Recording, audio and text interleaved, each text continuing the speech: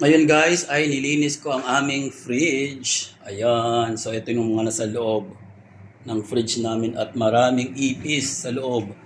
So eto, ayan, nalinis na itong side na to. So ayan sa ilalim marami pa.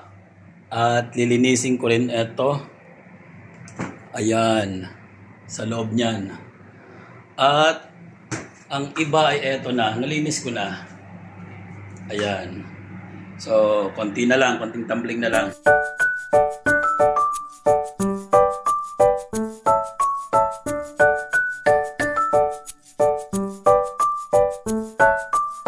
Ayan guys, tapos na ako. Ayan na, konti na lang yung gamit dito.